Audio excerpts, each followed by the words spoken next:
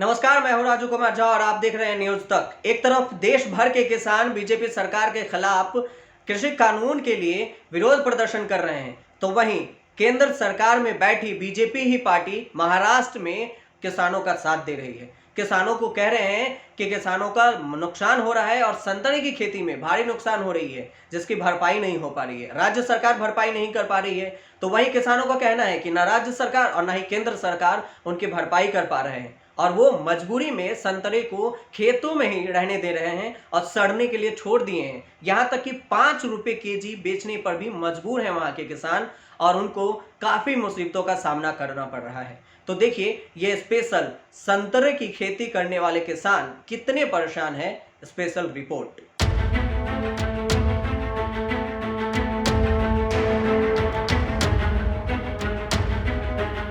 क्या कभी ऐसा देखा है या सुना है कि किसानों को मजबूरी में अपने ही फसलों की हार पहननी पड़े? किसान अपनी फसलों के उचित दाम पर अड़े हैं और अपनी दामों की मांग कर रहे हैं। संतरे के सही दाम नहीं मिले तो किसानों ने संतरे की माला पहनकर विरोध करना शुरू कर दिया। जी हाँ, महाराष्ट्र के विदर्भ में कुछ ऐसा ही हो रहा है। किसानों को हर साल संतरे की बम्पर बिक्री होती थी, उचित दाम भी मिल जाते थे, लेकिन इस बार कुछ हाल ही बेहाल हो गया है। ना संतरे ज़्यादा बिक रहे हैं और ना ही सरकार से उचित दाम मिल पा रहे हैं।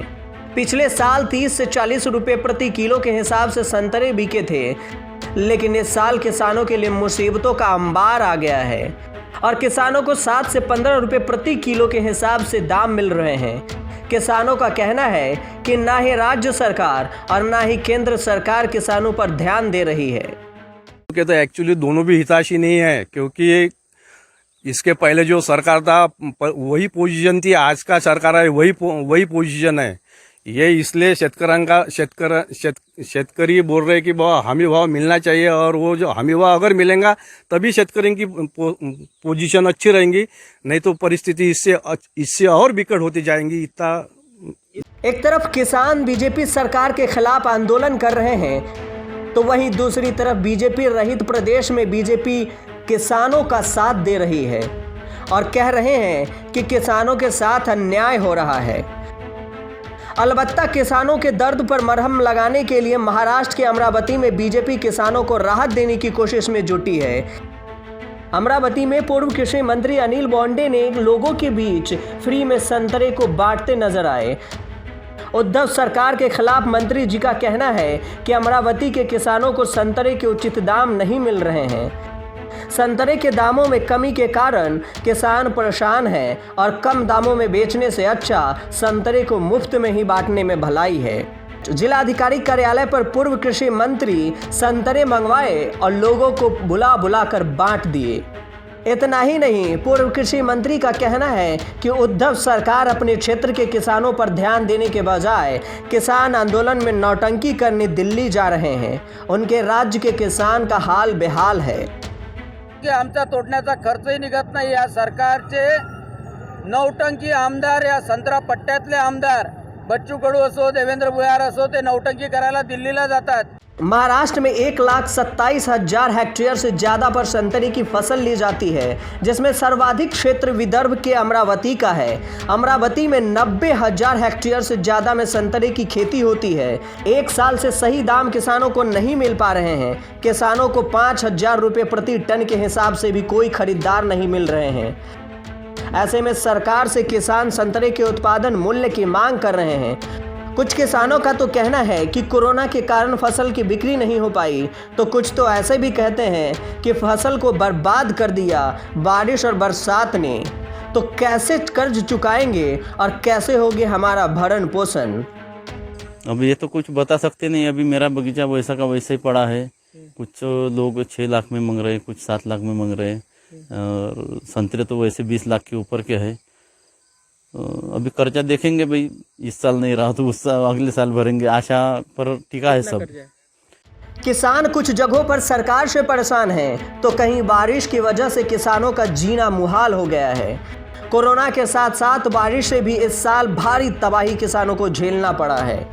इस साल बारिश बहुत होने की वजह से वो संतरा जब जिस टाइम निकालने निकालना था उस टाइम निकाले नहीं गया। इस साल संतरे की फसल बहुत बम्पर फसल हुई है।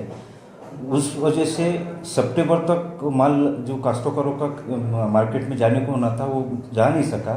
उसके बाद में सितंबर के बाद में माल बेचना चालू हो गया। पंजाब, हरियाणा और बाकी राज्यों के किसान प्रदर्शन का असर अब महाराष्ट्र के भी किसानों पर दिखने लगा है। संतरे की खेती करने वाले किसानों को किसान आंदोलन के कारण 20 दिनों से दिल्ली के मंडी में प्रवेश नहीं मिल पा रही है, जिससे उनके फसल बर्बाद हो रहे हैं। दोनों का भी पैसा नहीं बन रहा है। दिल्ली मंडी बंद हो, दिल्ली मंडी 20 दिन से बंद है, जिसकी वजह से बहुत सब माल जो है वो दिल्ली जाने वाला माल सब रुक गया है जंगलों के अंदर, और उसकी वजह से दाम बहुत ज़्यादा गिर गए यहाँ पे जंगल के अंदर। ये 7-8 रुपए किलो का पोजीशन है, किसानों का बिल्कुल भी पैसा नहीं बन रहा है, लागत ज़्यादा आ रही है और उसका पैसा कम बन रहा है उसको।